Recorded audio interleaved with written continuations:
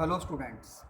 Last class में हम बात कर रहे थे जनसंख्या वितरण घनत्व पर हम बात कर चुके थे। तो आज हम जो बात कर रहे हैं वो जनसंख्या वृद्धि पे बात कर रहे हैं, पॉपुलेशन ग्रोथ पर बात कर रहे हैं कि जनसंख्या वृद्धि होती क्या है। बड़े ध्यान से सुनिएगा।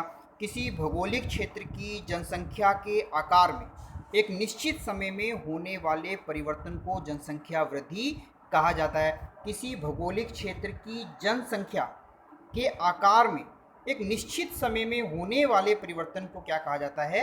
जनसंख्या वृद्धि कहा जाता है।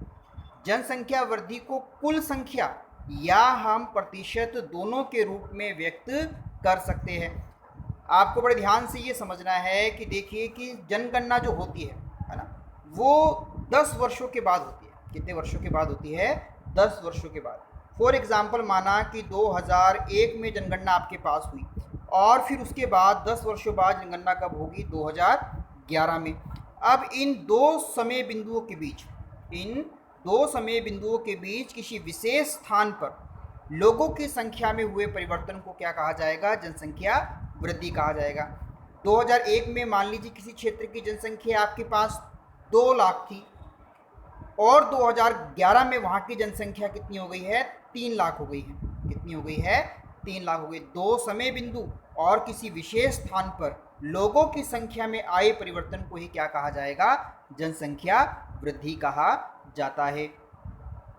और जनसंख्या वृद्धि को हम कुल संख्या के रूप में भी प्रदर्शित कर सकते हैं या फिर हमें उसे प्रतिशत के रूप में भी व्यक्त कर सकते हैं, है ना। इसका एक सूत्र भी होता है, आप याद रखेंगे कि निरपेक्ष वृद्धि को, है ना, अगर हम पिछले वर्ष की गणना के साथ भाग दे देते हैं और उसको 100 से गुणा कर देते हैं तो आपके पास किसी क्षेत्र की जनसंख्या का प्रतिशत निकल जाएगा, है ना। याद रखिएगा इस चीज़ को आप। अब हम बात करते हैं कि जनसंख्या की प्रवृत्तियां क्या होती है कि किसी काल समय में, किसी विशेष समय में, किसी स्थान पर जनसंख्या प्रवृत्ति कैसे बढ़ी, है ना। सबसे पहले बात करते हैं प्राग ऐतिहासिक काल, है ना, यानी कि हम कह सकते हैं प्री हिस्टोरिक पीरियड आपके पास, है ना। जो प्री हिस्टोरिक पीरियड था तो इस काल में इतना विकास नहीं हुआ था जितना आज हम वर्तमान में देख पा रहे हैं, है ना। इस समय में प्रागैतिहासिक काल के अंतर्गत जो भोजन होता था, है ना, वो इकट्ठा किया जाता था, संग्रह किया जाता था आखेट के माध्यम से। किसके माध्यम से? आखेट के माध्यम से। आखेट होता शिकार, है ना। मानव प्रकृति के बीच में रहा करता था, जंगलों में रहा करता था और वहीं से वो भोजन प्राप्त करता था और पशुओं का शिकार कर कर अपने भोजन की आपूर्ति करता था, जंगलों में निवास करता था। इतनी ज़्यादा उसमें औद्योगिकरण की नीति नहीं थी। तो ये था आपके पास प्रागैतिहासिक काल। और इस समय में लगातार जनसंख्या आपके पास क्या थी? कम थी, क्योंकि वहाँ पर इतनी सुविधाएं इस समय में उपलब्ध नहीं थी। फिर बात करते हैं प्राचीन काल। प्राचीन काल की बात करें तो आज वर्तमान से लगभग हम बात कर सकते हैं 6000 वर्ष पूर्व की। कितने वर्ष पूर्व? 6000 वर्ष पूर्व की। विश्व के कुछ सीमित भागों में मनुष्य ने कृषि और पशुपालन आरंभ किया। पहले तो आपने देखा कि प्रागैतिहासिक काल में जंगलों में रह रहा था, भोजन संग्रह कर रहा था और आखेट कर रहा था। अब धीरे धीरे इसने देखा कि ये भोजन मेरे लिए उपयुक्त है तो उसने उसकी कृषि करना शुरू कर दी। पशुओं को देखा भी ये शिकार तो हम इसका करेंगे परंतु ये हमें सुविधाएं भी प्रदान कर सकती है, तो उनका क्या करना शुरू कर दिया? पालन करना शुरू कर दिया, है ना। जैसे पूर्वी एशिया का क्षेत्र हम कह सकते हैं, यूनान कह सकते हैं, रोमन का क्षेत्र, है ना, मोसोपोटामिया सभ्यता आपके पास मिस्र के साथ और सिंधु सभ्यता, है ना। ये विशाल जनसमूह के क्षेत्र धीरे धीरे प्राचीन काल के अंतर्गत बढ़ते गए। जैसे जैसे मनुष्य का विकास होता गया उसमें समझ उत्पन्न होती रही, उसने कृषि किया और पशुपालन क्या कर दिया? प्रारंभ कर दिया। बात आती है मध्यकाल की। मध्यकाल के इतिहास में हम बात कर सकते हैं कि 700 ईस्वी से 1650 ईस्वी के बीच का कालखंड, है ना। इसी बीच आपके पास मुगलों का साम्राज्य रहता है आपके पास, है ना। तो 700 ईस्वी से लेकर 1650 ईस्वी के बीच का जो कालखंड माना जाएगा वो आपका क्या माना जा रहा है? मध्यकाल का क्षेत्र माना जा रहा है। विश्व की कुल जनसंख्या इस समय यहाँ पर मात्र 55 करोड़ थी, हाँ, और आज आप देख सकते हैं कितनी आपके पास, है ना। अब 2020-21 की जनगणना के अनुसार हम बात करें तो भारत की जनसंख्या 137 करोड़ के आसपास है ना। तो लगातार जनसंख्या क्या होती जा रही है? वृद्धि होती जा रही है। परंतु मध्यकाल के अंतर्गत जनसंख्या वृद्धि थी उसकी गति बेहद ही क्या थी? मंद थी। क्या थी आपके पास?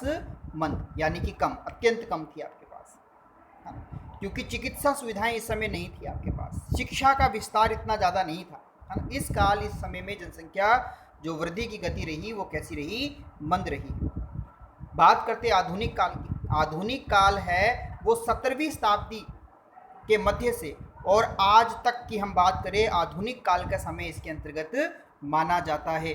और इस समय में लगातार जनसंख्या वृद्धि आपके पास बढ़ती जा रही है ना? तो ये चीज़ आपको इसमें यहाँ पर इंश्योर करना है कि वर्तमान में किस प्रकार से हम अगर उदाहरण के तौर पे बात कर सकते हैं तो 1750 ईस्वी में, है ना, जनसंख्या 72 करोड़ थी। 1850 ईस्वी में आने के बाद 100 वर्षों के अंदर अंदर ये आपके पास 133 करोड़ के आसपास हो गई है। कितनी हो गई है? 33 करोड़ के आसपास, है ना? हम विश्व की जनसंख्या के संदर्भ में बात कर रहे हैं तो लगातार आपके पास विश्व के अंदर जनसंख्या बढ़ती जा रही है, जो कि एक विकट समस्या हमारे सामने लेकर आ सकती है। तो अभी बच्चों आपने देखा कि जनसंख्या वृद्धि, पॉपुलेशन ग्रोथ होती क्या है और इसको हम किस प्रकार से व्यक्त कर सकते हैं, है ना? आप इसको प्रतिशत में भी व्यक्त कर सकते हैं और कुल संख्या में भी व्यक्त कर सकते हैं। फिर नेक्स्ट जो आपने देखा कि जनसंख्या की वृद्धि की प्रवृत्तियां कैसे बढ़ी आपके पास, है ना? चाहे हमने प्रागैतिहासिक काल में बात की हो तो इस समय जो व्यक्ति का जो विकास था, है ना, वो जंगलों में हो रहा था, भोजन का संग्रह कर रहा था, आखेट कर रहा था, जिसके माध्यम से वो अपनी जीवन की पूर्ति कर रहा था। फिर प्राचीन काल में देखा आपने, धीरे धीरे व्यक्ति कृषि का विकास करता गया और पशुपालन में अपनी रुचि दिखाई और धीरे धीरे, जैसे आप बात कर सकते हैं, सिंधु सरस्वती सभ्यता का निर्माण होता है, मिस्र सभ्यता का निर्माण होता है और मेसोपोटामिया जैसी क्षेत्रों में जनसंख्या लगातार आपके पास बढ़ती हुई दिखाई देती है। मध्यकाल इतिहास में आपने देखा कि किस प्रकार से जनसंख्या लगातार बढ़ती गई आपके पास, परंतु इस समय बढ़ तो रही थी जनसंख्या, परंतु उतनी ही जनसंख्या में कमी भी आ रही थी। और आधुनिक काल की बात करें 17वीं शताब्दी से लेकर, तो आधुनिक काल के अंतर्गत जनसंख्या तीव्र गति से बढ़ती हुई दिखाई दे रही है। अब बात करते हैं कि इस जनसंख्या वृद्धि का कारण क्या है ना? तो सबसे पहले आपको याद रखना है कि जनसंख्या वृद्धि का कारण है मृत्यु दर में गिरावट। किसमें गिरावट आ रही है आपके पास? मृत्यु दर में गिरावट, है ना? पिछले हम दशकों में बात करें तो विज्ञान ने इतनी उपलब्धियां प्राप्त कर ली है, स्वास्थ्य सुविधाएं, चिकित्सा सुविधाओं का इतना विकास हो गया है कि बड़े बड़े रोग जैसे महामारियों पर सफलतापूर्वक नियंत्रण कर लिया गया है ना, जिससे लोगों की मृत्यु दर में गिरावट उत्पन्न हुई है ना?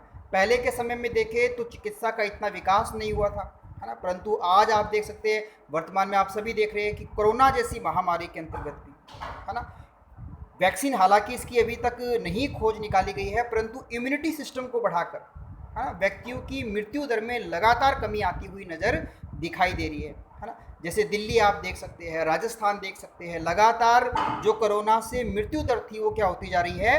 कमी होती जा रही है ना? क्योंकि हमने कुछ ऐसा डाइट में रखा है कि आप अपनी इम्यूनिटी को बढ़ा सकते हैं, जिसके कारण, है ना, कोरोना से लड़ा जा सकता है। तो मृत्यु दर में गिरावट आई है, कारण ये है कि चिकित्सा का बहुत ज़्यादा विकास हुआ है। नेक्स्ट बात करते हैं खाद्य पदार्थों की निश्चित आपूर्ति। खाद्य पदार्थों की निश्चित आपूर्ति, पहले हम बात करें तो अकाल आया करते थे, है ना, वर्षा नहीं हुआ करती थी और इतना विकास नहीं हो पाया था कि हम विभिन्न प्रकार की फसलों का उत्पादन कर सकें। परंतु वर्तमान में हम देखें, है ना, हरित क्रांति से आप समझ सकते हैं, है ना, कि जो खाद्य पदार्थ है ना, उनमें एक आपके पास क्या हो गई?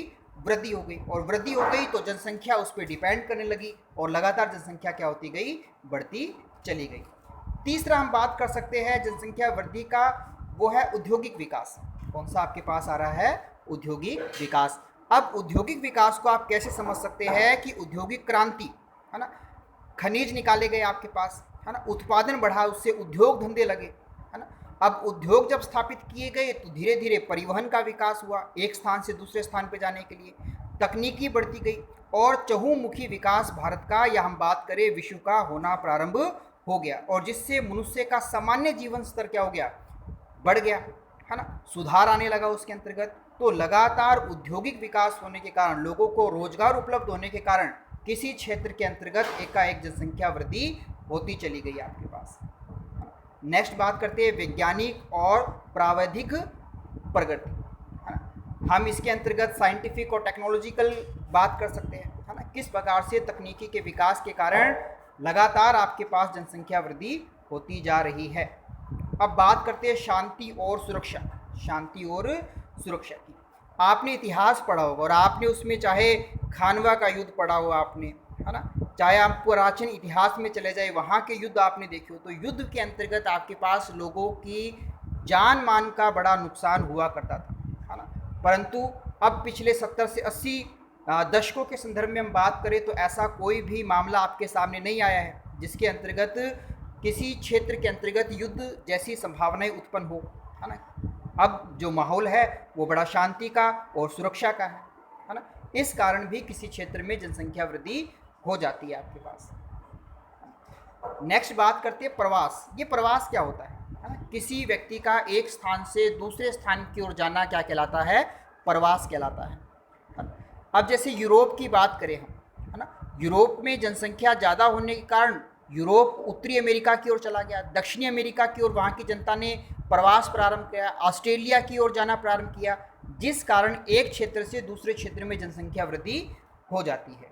तो इस प्रकार से आप देख सकते हैं कि जनसंख्या वृद्धि के कौन कौन से कारण हो सकते हैं। पहला, मृत्यु दर में गिरावट, खाद्य पदार्थों की निश्चित आपूर्ति का हो जाना, इससे भी वृद्धि होती है। औद्योगिक विकास का होना, वैज्ञानिक और टेक्नोलॉजी का विकास होना, शांति और सुरक्षा और प्रवास, ये सभी कारण आपको याद रखने हैं। एग्ज़ाम में इसमें से बड़ा प्रश्न एग्ज़ाम में बन सकता है, तो आपको बुक में भी इसको कंसल्ट करना है और इसको बड़े ध्यान से आपको लर्न भी करना है। अब बात करते हैं अपने नेक्स्ट कि जनसंख्या जब बढ़ रही है तो समस्याएं कौन कौन सी आपके सामने आ रही हैं, है ना। सबसे पहले बात करते हैं जनसंख्या जब वृद्धि होगी तो समस्या क्या होगी। समस्या तो सबसे पहले ये है कि जनसंख्या की वृद्धि कैसी हो जाएगी, भयावह हो जाएगी। कैसी हो जाएगी, भयावह। अब भयावह से क्या अभिप्राय है ना। भयावह से हम इस प्रकार से अभिप्राय लगा सकते हैं कि उत्पादन कम होगा और जनसंख्या ज़्यादा हो जाएगी, तो भोजन की हमारे पास सबसे बड़ी दिक्कत आ सकती है ना। सुविधाओं का अभाव हो जाएगा आपके पास, तो जनसंख्या की सबसे बड़ी समस्या ये भयावह रूप ले सकती है आपके पास। सेकंड हम बात कर सकते हैं सीमित संसाधन। किसकी बात हो रही है, सीमित संसाधन। अब सीमित संसाधन से क्या अभिप्राय आप ले सकते हैं कि मान लीजिए किसी क्षेत्र में जनसंख्या एकाएक बढ़ जाती है और उस क्षेत्र के अंतर्गत हम कह सकते हैं कि वहाँ की जनता के भरण पोषण के लिए किसी निश्चित मात्रा में प्राकृतिक संसाधनों से जनसंख्या का भरण पोषण हो रहा है, परंतु जैसे ही जनसंख्या बढ़ेगी तो प्राकृतिक संसाधनों में एकाएक क्या हो सकती है, कमी हो जाएगी, है ना, जिससे अति गंभीर समस्याएं उत्पन्न हो सकती हैं। नेक्स्ट करते हैं बात वितरण, सकेंद्रित। पहले तो वितरण को समझते हैं। क्या विश्व में जनसंख्या वितरण समान है या असमान है। तो हम पहले चर्चा कर चुके हैं कि वितरण कैसा है, असमान है। कहीं पर बहुत ज़्यादा जनसंख्या है तो कहीं पर बहुत कम जनसंख्या आपके पास, है ना। अब मान लीजिए किसी क्षेत्र के अंतर्गत जल की सुविधा आपके पास उपलब्ध है, कृषि की सुविधा उपलब्ध है, तो वहाँ पर जनसंख्या लगातार क्या होती जाएगी, बढ़ती जाएगी। तो एक ही स्थान पर जनसंख्या क्या हो जाएगी, केंद्रित हो जाएगी, और वहाँ पे जनसंख्या केंद्रित होने पर अनेक प्रकार की समस्याएं उत्पन्न हो सकती हैं, जैसे China, Japan, Korea, Bharat, Pakistan. यहाँ पे जनता का जीवन स्तर बहुत नीचा होता जा रहा है क्योंकि यहाँ पर जनसंख्या लगातार क्या होती जा रही है, बढ़ती जा रही है। तो ये बड़ी विकट समस्या है। नेक्स्ट बात करते हैं बिना बसे भूभागों में निराशा। अब बिना बसे भूभाग कैसे बात कर सकते हैं हम, भाई वहाँ पर किसी प्रकार की भौगोलिक, आर्थिक, सामाजिक जब ये पूर्ति नहीं हो पाती इन चीज़ों की, है ना, कहीं पे बहुत ज़्यादा ठंड है, बहुत ज़्यादा बर्फबारी है ना, तो वहाँ पे जनसंख्या निवास नहीं कर पाएगी आपके पास, है ना। कहीं पे बहुत ज़्यादा गर्मी है आपके पास, है ना, तापमान बहुत ज़्यादा है, तो वहाँ पर जनसंख्या निवास नहीं कर रही। परंतु अब आपको ये देखना होगा कि लगातार जनसंख्या जब बढ़ती जा रही है तो उस क्षेत्र में लोग नहीं जा पा रहे, जहाँ पर जगह तो खाली है परंतु जनसंख्या निवास नहीं कर सकती। तो ये सबसे बड़ी समस्या होती है, निराशा उत्पन्न होती है कि इस भूभाग पर हम निवास नहीं कर सकते। नेक्स्ट, प्राकृतिक और मानवीय प्रतिबंध। प्राकृतिक और मानवीय प्रतिबंध, जब किसी प्रदेश की जनसंख्या का भार वहाँ के भौतिक संसाधन धारण नहीं कर सकते तो उस प्रदेश में भुखमरी फैल जाती है, दरिद्रता आ जाती है, जीवन का स्तर नीचे गिर जाता है और महामारी, बीमारी, मृत्यु दर क्या हो जाती है, बढ़ जाती है ना। तो प्रकृति को साफ रखना बहुत आवश्यक है। जैसे हम बात कर सकते हैं कि भाई भारत की सबसे पवित्र नदी कौन सी है ना, तो गंगा।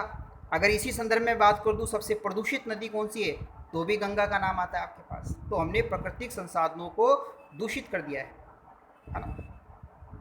प्रकृति जरूर अपना बदला लेती है आपके पास। आप वर्तमान में देख रहे हैं है ना, कोरोना महामारी देख रहे हैं आप, है ना। अब प्रकृति धीरे धीरे साफ होती जा रही है, क्योंकि जो ट्रैफिक था है ना, उससे निकलने वाला जो कार्बन डाइऑक्साइड था वो लगातार प्रदूषण फैला रहा था। अब उसमें धीरे धीरे क्या आई है, कमी आई है। आप न्यूज़ में सुनते हैं कि किस प्रकार से नदियों का जल स्वच्छ होने लगा है ना। तो ये समस्याएं जो उपलब्ध हो रही है, जो आ रही है, वो सभी कारण क्या है, जनसंख्या वृद्धि ही है। अब चर्चा कर लेते हैं भाई, जो समस्या थी उसके समाधान भी है अपने पास, आपको घबराने की आवश्यकता नहीं है ना। समाधान क्या हो सकते हैं जनसंख्या वृद्धि को रोकने के? सबसे पहले आप भौगोलिक संसाधनों का अनुकूलतम प्रयोग कीजिए, आर्थिक उत्पादन में वृद्धि करना है ना। यानी कि आपके पास मान लीजिए तांबा है, उत्पादन हो रहा है उसका, तो तांबे की जगह हम अन्य संसाधनों का उपयोग कर सकते हैं, जैसे अल्मुनियम, है ना। क्योंकि तांबा आपके पास पर्याप्त मात्रा में नहीं है, तो आप भौगोलिक संसाधनों का अनुकूलतम तरीके से उपयोग कर सकते हैं और आर्थिक उत्पादन में क्या कर सकते हैं, वृद्धि कर सकते हैं, है ना। नेक्स्ट, औद्योगिकरण, परिवहन, संचार संसाधन, खनिज के अधिकतम उत्पादन पर नियंत्रण कीजिए आप, है ना। आज देखिए आप कि सड़कों पर परिवहन इतना तीव्र गति से दौड़ता हुआ नज़र आता है कि आपने धुंध देखी होगी एक प्रकार की, है ना, जो सर्दियों से पहले आ जाती है।